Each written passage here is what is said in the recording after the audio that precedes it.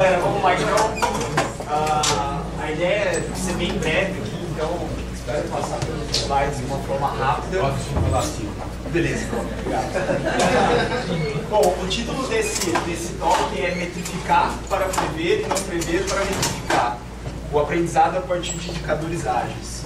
E a agenda está estruturada em, vou apresentar rapidinho, mas a ideia aqui é dialogar um pouco que nós da plataforma Tech temos feito para monitorar o processo de desenvolvimento de produtos. Né? Então nós hoje somos uma consultoria de desenvolvimento, onde os clientes nos envolvem dentro desse processo de concepção, até o Paulo comentou de processo de inception e tudo mais, mas o nosso grande enfoque é o desenvolvimento, é a entrega. Então nós vamos discutir, eu vou mostrar um pouco para vocês aqui o que nós temos utilizado lá para conseguir monitorar o desenvolvimento.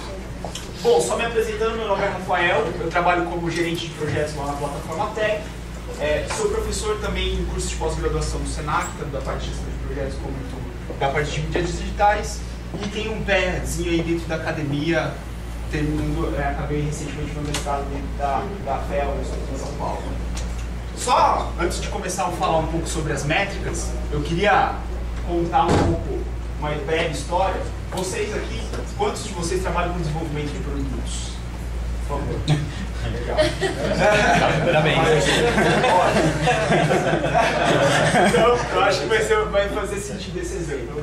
A maior parte de vocês deve identificar uma oportunidade de negócio ou uma oportunidade aí, algum problema que clientes ou possíveis clientes acabam demandando. E aí, a partir dessa oportunidade, surgem uma série de ideias. Várias soluções, possibilidades de soluções. E aí entra, né, aquela ideia de vamos pensar no mínimo necessário para conseguir colocar isso no ar e aí testar as hipóteses, até pegando lá no Lean Startup, vamos testar essas hipóteses e tudo mais. Mas uma pergunta que os clientes sempre nos fazem é, bacana, quando que eu vou ter uma versão dessa no ar? Eu acho que essa deve ser uma tônica aí de todo mundo que trabalha com desenvolvimento. Você tem lá uma série de funcionalidades mapeadas, mas todo mundo quer um prazo. Ótimo. Eu prometo tentar responder essa pergunta através de alguns indicadores que nós lá na PTEC temos utilizado para monitorar o processo de desenvolvimento. Quantos de vocês conhecem o Lead Time? Só para ter uma ideia. Bom, para aqueles que não conhecem o Lead Time, é a quantidade de dias entre o início e o fim do desenvolvimento de um requisito ou uma funcionalidade. E aí entra uma dica interessante que eu dou para vocês, que é o que significa o fim do desenvolvimento de uma funcionalidade. Aquele conceito de definition of done, né, que muitas pessoas discutem o que é o fim? É a funcionalidade de produção? É a funcionalidade aprovada pelo Product Owner? O que é o fim? Então acho que essa é uma dica que eu deixo aqui para vocês. No caso, imaginem o seguinte contexto. Isso é um gráfico que mostra vários pontos. Esses pontos eles estão distribuídos em dois eixos. O eixo vertical seriam os dias, o eixo horizontal, as funcionalidades, os requisitos. O que a gente consegue interpretar desse gráfico? Uma ideia seria uma possível piora desse lead time, no tempo que essa história está sendo demandada para ser desenvolvida, ou até mesmo uma melhora desse lead time. Uma outra análise que a gente pode fazer de uma forma bem breve em cima desse indicador é variância. Poxa, eu estou tendo uma variabilidade muito grande dentro do meu desenvolvimento. Será que eu estou conseguindo padronizar o tamanho dos requisitos e funcionalidades que as pessoas do meu time estão implementando? Como que está a saúde do meu processo de desenvolvimento? Uma outra questão para aqueles que usam aí métodos que tem um time box, né, uma caixa de tempo fechada, é avaliar. Será que as histórias que eu estou trabalhando, as funcionalidades que eu estou desenvolvendo, elas estão abaixo desse time box? Então, será que o time está conseguindo a cada sprint, ou a cada iteração, entregar aquilo que foi proposto dentro do planejamento daquele espaço de tempo? E alguns casos extremos, né? Então, poxa, será que não valeria a pena uma retrospectiva para analisar esses casos extremos, do tipo, por que levou tanto tempo para implementar aquela funcionalidade? Ou por que uma funcionalidade ela foi tão simples de ser implementada? Então, o lead time ele pode ser uma ótima métrica para trazer indefinições que podem estar acontecendo dentro dos requisitos. Isso é, será que o time está conseguindo entender o que precisa ser construído? Será que não está tendo muito vai e vem? Uma outra questão que o Lead Time pode nos trazer é, será que nós estamos conseguindo desenvolver coisas do mesmo tamanho para assim conseguir garantir uma entrega contínua? Aí tem um outro indicador que eu gostaria de deixar aqui claro para vocês, que é o throughput. Throughput é a quantidade de funcionalidades, itens, como for, e entregues em um período de tempo. Então, quando a gente olha para esse gráfico, o que nós temos? No eixo vertical, a quantidade de funcionalidades entregues. No eixo horizontal, as semanas, que é uma unidade de tempo que nós lá dentro da TTEC temos utilizado. O que tem sido interessante para nós quando analisamos o throughput? É saber, poxa, será que o time está conseguindo entregar semanalmente algo de valor? Ou será que o time não está conseguindo entregar e por que não está conseguindo entregar? Então o throughput ele acaba sendo interessante porque nos dá uma visão de quanto que a gente está conseguindo entregar no espaço de tempo. Será que a gente está conseguindo entregar 5, 6 funcionalidades por semana? Qual que é o throughput natural desse time? Um outro ponto também é, será que existe alguma coisa que esteja bloqueando a entrega? Então, será que o processo, por exemplo, de deploy de uma determinada funcionalidade está travando efetivamente o crescimento do throughput do time? Então, esse é um indicador que tem sido muito útil para nós lá. Um terceiro indicador, e esse acaba não sendo tão comum, e nós chamamos lá de time analysis, nada mais é do que uma análise baseada em uma determinada funcionalidade do tempo que essa funcionalidade ela passou pelas etapas do nosso processo de desenvolvimento. Hoje lá dentro da PTEC, ou dentro dos projetos que a gente trabalha, nós temos um processo de desenvolvimento, depois um processo de revisão de código, depois uma etapa de análise de qualidade, validação, depois nós temos lá uma fase de aprovação do PO, do owner daquele produto. Para que tem sido útil esse tipo de análise para nós lá? Primeiro ponto, identificar gargalo. Então, se por exemplo, uma determinada funcionalidade ela passou muito tempo dentro da etapa de validação, esse tipo de indicador tem chamado a atenção. E chamado a atenção em algumas cerimônias que todos esses processos, esses métodos ágeis, eles acabam colocando como padrão, né? Daily, retrospectiva. Então, isso tem sido interessante para nós lá, porque acaba sendo um insumo dentro de uma retrospectiva, por exemplo, para avaliação. Poxa, por que essa história levou tanto tempo em QA? Será que é por falta de QA? Ou dentro do próprio daily mesmo, o time avalia, olha, você está precisando de alguma ajuda para fazer ali a revisão do seu código? Eu posso parar o que eu estiver fazendo para te ajudar. Então tem sido um indicador muito útil para nós, para remover possíveis bloqueios. Esse aqui é, na realidade, nada mais do que uma combinação, e eu adoro essa fórmula. Quantos de vocês entendem o que significa essa fórmula? Essa é uma fórmula mágica, que para aqueles que fizeram estatística básica ou estatística, é uma regressão, um modelo de regressão linear simples. O que nós temos aqui, né, e eu acho que qualquer tipo de modelo estatístico, o mais importante é você conseguir definir uma pergunta-problema dada a semana X, quantos itens ou quantos requisitos e funcionalidades nós vamos conseguir entregar. Então eu tenho uma variável aqui, que é uma variável dependente, que é número de requisitos ou funcionalidades, é a variável independente, que é a semana que eu estou, e aí juntando essas duas informações, eu começo a chegar num gráfico parecido com esse. Só explicando para vocês o que nós temos aqui dentro desse gráfico, essa curva em laranja é a curva do backlog, é a curva de funcionalidades e requisitos que estão sendo desenvolvidos ou que são necessários serem desenvolvidos. Essas colunas roxas nada mais são do que a quantidade de itens acumulados entregues pelo time. E aí nós temos algumas retas, alguns segmentos de reta, uma reta vermelha, uma reta azul e uma reta verde. Essas retas nada mais são do que projeções, que, baseados no histórico de entrega do time e baseado no tamanho do backlog, quando esses dois pontos vão se encontrar.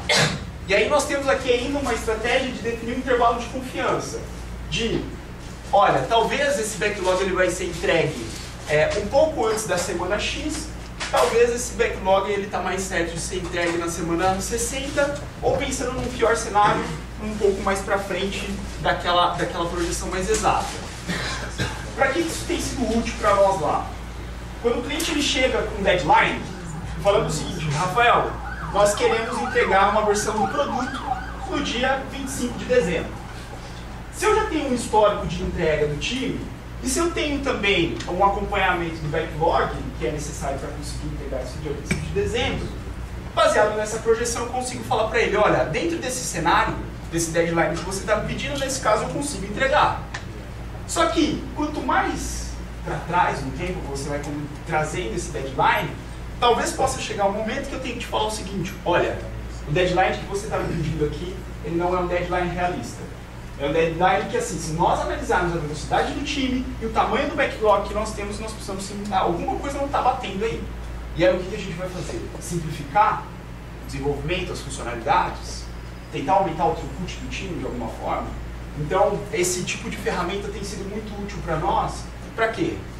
Primeiro, para comunicar, caso não seja possível cumprir um prazo, uma data. Então, traz-se um lado de transparência dentro do processo de desenvolvimento. Uma outra questão é, POs de plantão, vamos tomar um pouco de cuidado com o backlog. Porque às vezes você está crescendo demais aquele backlog e o time não está tendo vazão para conseguir entregar aquele backlog. Então esse tipo de ferramenta mostra uma combinação de entrega e necessidade, ou entrega e escopo. E uma outra questão que é interessante também é, opa, vamos avaliar, será que a gente está entregando algo, um ritmo muito abaixo do desejado?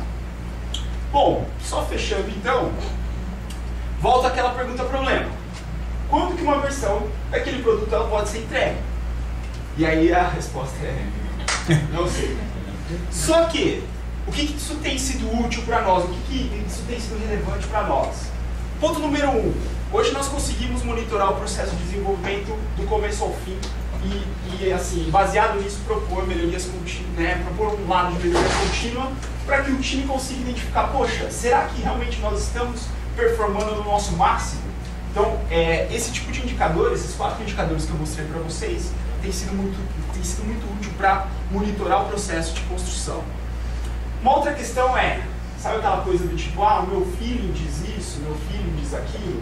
De certa forma, com esses indicadores, a gente tira um pouco dessa percepção e começa a trazer um pouco mais de dado para tomada de decisão.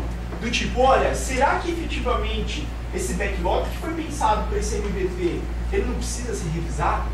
Porque, dentro dessa toada do time, talvez nós não consigamos entregar.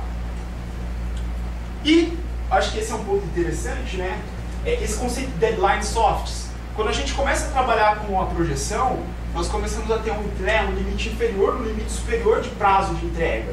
Então, eu acho que esse é um ponto interessante que a gente tem utilizado muito com os clientes, que é falar, olha, segundo essa nossa projeção, dado essa semana, nós entregaremos esse backlog que nós temos hoje, na semana tal ou na semana tal. Pensando no seu deadline como produto, como pessoa que tem a expectativa de colocar isso no ar, atende ou não atende? Então, acaba sendo também um direcionador para definição de deadlines. E aí, eu acho que o principal ponto é a questão de previsibilidade, né?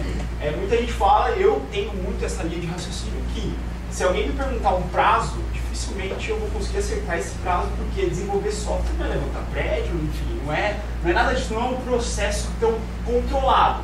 Mas esse tipo de indicador traz uma certa segurança e principalmente traz previsibilidade. E eu faço um disclaimer por ressalvas. Porque se tiver um estatístico aqui, provavelmente ele vai colocar uma fogueira, vai falar assim, Rafael, você está pegando lá e seguindo todos os pré-requisitos da técnica de regressão linear simples para propor um modelo desse para o seu cliente? Eu posso dizer para vocês, não. Mas o mais importante de tudo, em cima das métricas, não é a exatidão, mas é algo que me deu uma previsibilidade, me deu uma sensação de segurança e uma sensação baseada naquilo que é de histórico do time. Eu acho que era isso que eu precisava passar.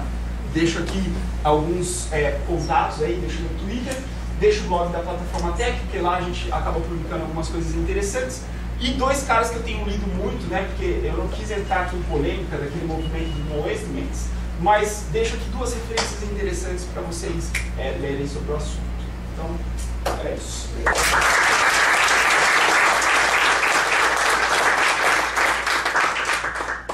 Eu não avisei porque eu vi que o tempo estava indo bem, mas se tiver alguém quiser uma pergunta, tem tempo.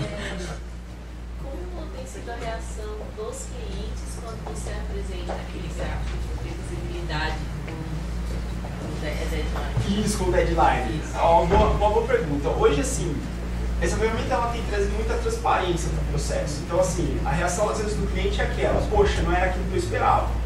Ok, mas entra um pouco daquele senso de, vamos colocar o pé no chão agora, cliente, em conjunto aqui, porque eu estou te trazendo uma ferramenta que vai te mostrar, olha, seguindo dessa forma que a gente está hoje, não vai dar, ou vai dar, enfim, com pouco espaço. A gente estava até discutindo, né, teve um projeto que nós terminamos hoje, né, essa foi a última semana dentro do cliente, onde a nossa projeção, ela cravou certinho, assim, deu no exato. A gente conseguiu entregar aquilo que estava previsto como o mínimo viável para o cliente conseguir usar o produto.